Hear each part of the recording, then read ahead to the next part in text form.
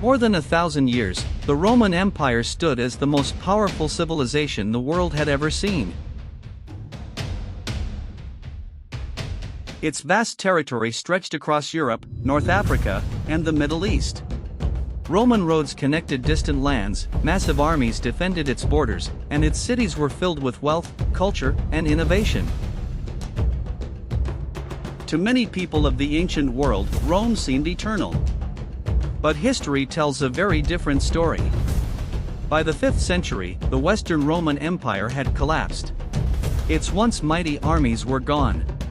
Its cities were abandoned. And its lands were divided among foreign kingdoms. So what really happened? How did the greatest empire of the ancient world fall? Was it destroyed by invading barbarians? Or did the empire slowly collapse from within? The truth is far more complex. This is the dark secret behind the fall of the Roman Empire.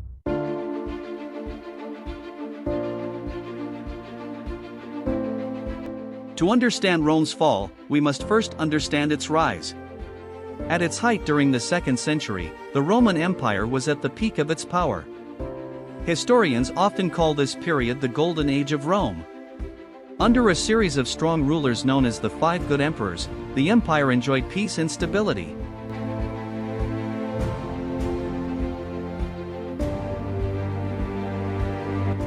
Trade flourished across the Mediterranean. Agriculture produced abundant food. Roman engineering built roads, aqueducts, and cities that amazed the ancient world. The Roman army was the most disciplined and powerful military force on earth. For centuries, Rome expanded its borders and controlled millions of people across 3 continents.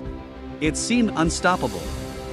But beneath this image of strength, small cracks had already begun to form. And those cracks would eventually grow into a collapse that would change the course of history.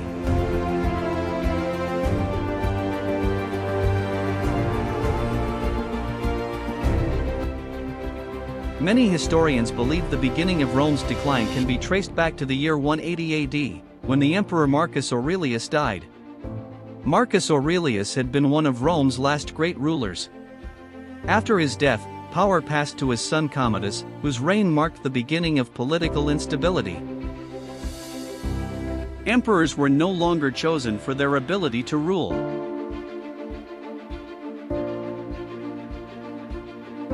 Instead, power increasingly fell into the hands of corrupt politicians, ambitious generals, and violent conspiracies. At the same time, Rome faced a deadly enemy it could not defeat with swords or shields: disease.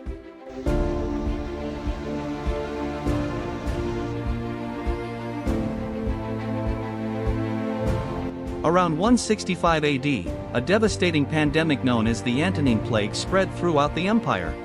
Historians believe it may have been smallpox. The disease killed millions of people. Entire cities lost huge portions of their population. Farms were abandoned, trade slowed, and the Roman army struggled to recruit soldiers. Rome was still powerful, but the foundations of its strength were beginning to weaken.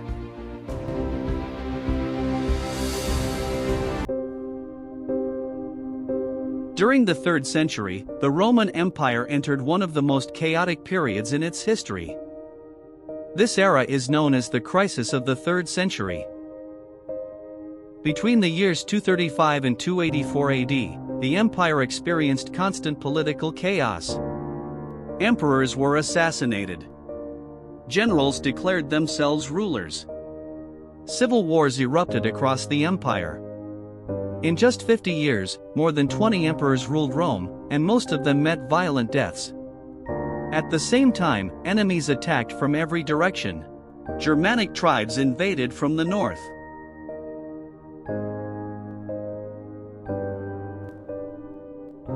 The powerful Sasanian Empire attacked from the east.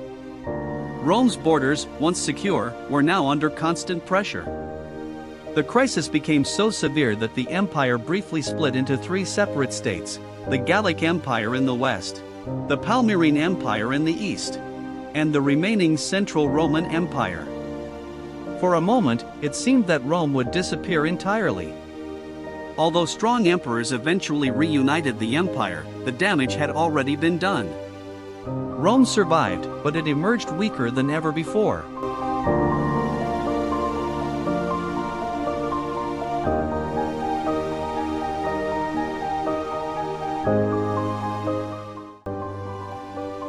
While Rome struggled with internal problems, powerful forces were moving beyond its borders. Across Eurasia, massive migrations were taking place. In 376 AD, thousands of Goths fled toward Roman territory, escaping the Huns. They asked Rome for permission to settle, and Rome allowed them to enter. But Roman officials abused them, and the Goths eventually rebelled.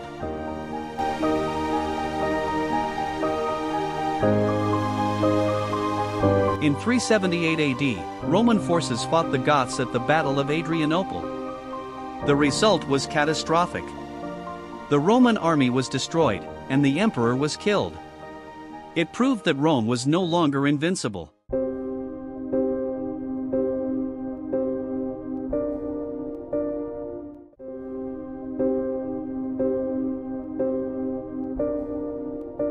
While external threats grew stronger, the internal problems of the empire continued to worsen. Political corruption became widespread. Many emperors ruled only briefly before being overthrown. The army, once loyal to the state, increasingly supported whichever general promised them the greatest rewards. Civil wars drained the empire's resources. At the same time, the Roman economy began to struggle. Heavy taxes were imposed to pay for the military and the enormous bureaucracy required to manage such a vast empire. But wealthy elites often avoided paying these taxes. Instead, the burden fell on farmers and ordinary citizens. Economic inequality grew, and many people abandoned their lands. As the population declined, cities shrank and trade networks weakened. Rome's strength had always depended on unity and stability. But now the empire was slowly breaking apart from within.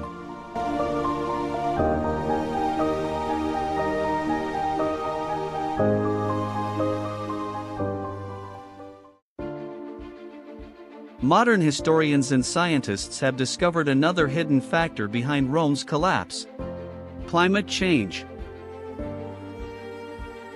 For centuries, the Roman world had benefited from a relatively warm and stable climate known as the Roman climate optimum.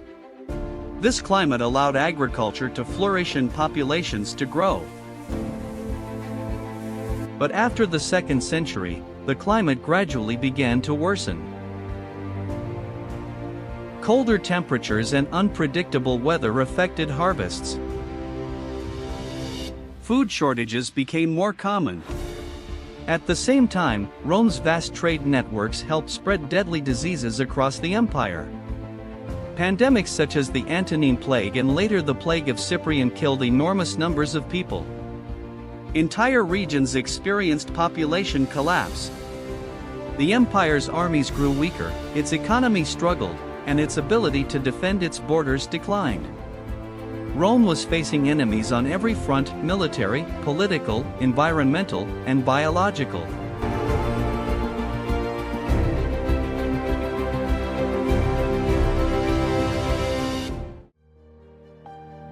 By the 5th century, the Western Roman Empire had become a shadow of its former self. Barbarian kingdoms were forming across its territory. The Vandals captured North Africa. The Visigoths settled in Spain and Gaul. The Ostrogoths moved into Italy. Rome itself was even sacked by invading forces.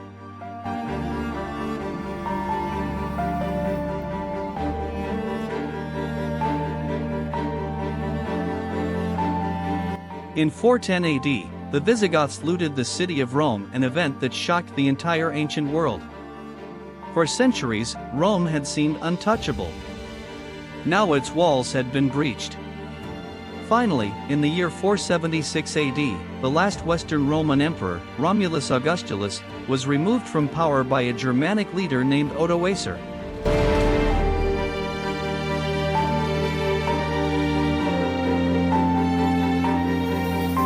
With that event, the Western Roman Empire officially came to an end. After nearly 1,000 years of dominance, Rome had fallen.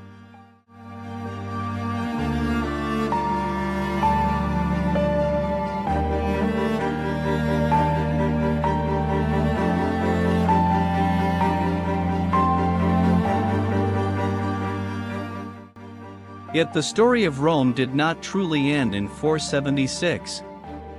In the Eastern Mediterranean, the Eastern Roman Empire, also known as the Byzantine Empire, continued to exist for nearly another 1,000 years.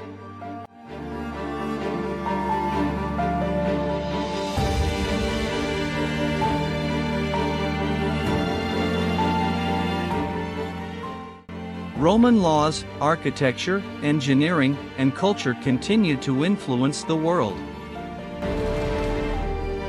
Modern Europe, in many ways, grew from the legacy of Rome.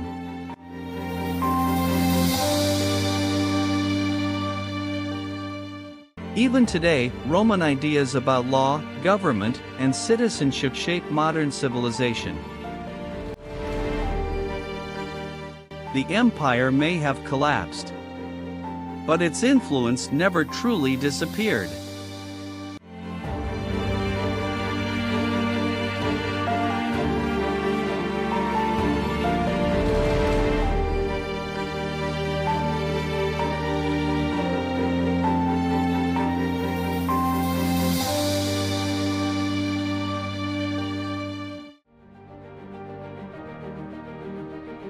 The fall of Rome was not caused by a single battle or a single enemy. It was the result of centuries of change, political corruption, economic decline, deadly pandemics, climate change, and waves of migration and invasion.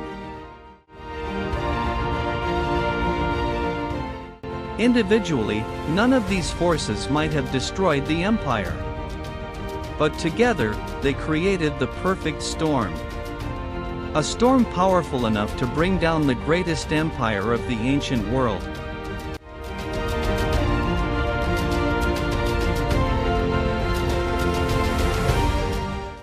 And it reminds us of a powerful truth of history. Even the strongest civilizations are not eternal.